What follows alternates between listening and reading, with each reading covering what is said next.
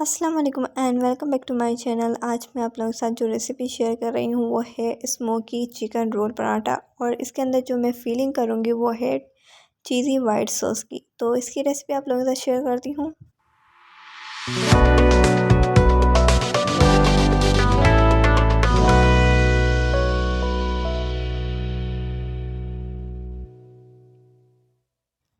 اور یہاں پر 1 کلو بون لیس چکن لی گئی ہے، اور یہ لہسن ادرک کا پیسٹ 2 چمچ میں اس میں ایڈ کر رہی ہوں، اور اس کے اندر ہی میں نے پیسٹ کے اندر ہی آمبا ہلدی یوز کی گئی ہے، وہ پک میں آپ لوگوں کے ساتھ شیئر کر رہی ہوں۔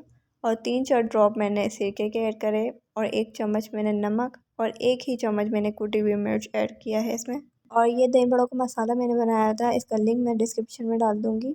تو اور اس میں نے 1 کپ دہی کا ایڈ کیا ہے، اور 1 ہی کپ میں نے اس میں کریم کے ایڈ کیا ہے۔ آل پر کریم کا جو بھی آپ لوگوں کو کریم لینی ہے وہ لے سکتے ہیں، اور اس کے میرینیشن اچھا سا ہو جائے گا۔ اوور نائٹ اس کو فریج میں رکھ دیں، ورنہ پھر آپ لوگ 1 گھنٹہ اس کو ریسٹ کر دے دیے گا تاکہ اس کی میرینیشن اچھی سی ہو جائے۔ اور اس کی میں میرینیشن کر فریزر میں رکھ چکی تھی۔ اب اس کو نیکسٹ ڈے میں اس کو بنا رہی ہوں۔ اور یہاں پر میں مکھن لے رہی ہوں، میں نے آئل ابھی یوز نہیں کر رہی، میں مکھن کو تھوڑے سے میلٹ کروں گی۔ 1 چمچ لینے یا 2 چمچ لینے، اگر آپ لوگوں کو مکھن کی اسمیل اچھی لگتی ہے تو اس کو 1 چمچ بھی لے سکتے ہیں، 2 چمچ لے سکتے ہیں، ڈیپینڈ آن یو۔ اور اب میں اس میں ایڈ کر رہی ہوں یہ چکن جو میرینیشن کے لیے میں نے اوور نائٹ رکھ دی تھی، اب میں اس کو کوک کروں گی۔ اس میں نے مکھن ایڈ کیا، مکھن کے بعد میں نے اس میں چکن ایڈ کر دی۔ اب میں اس میں 2 چمچ جو نارمل کھانے کے چمچ اسپون جو چاولوں کے چمچ ہوتا ہے، وہ میں نے 2 چمچ اس میں آئل کے ایڈ کرا ہے اس میں۔ اور اس کو میں نے کور کر دیا تھا چکن کے اندر، اور اس کے اندر اسٹیم سے یہ پانی چھوڑ دیتا تھوڑا سا، تو اس کو جو پانی چھوڑے گا اس کو آپ سائڈ میں کر دیں، اس کو بالکل ڈرائی کر لیں گے۔ میں نے چھان لیا تھا، ڈرائی کر لیا تھا بالکل چکن کو۔ میں اس کے اندر کوئلے کا دھواں دے رہی ہوں تاکہ کوئلے کی اسمیل اس میں اچھی سی آ جائے، اسموکی سی آ جائے۔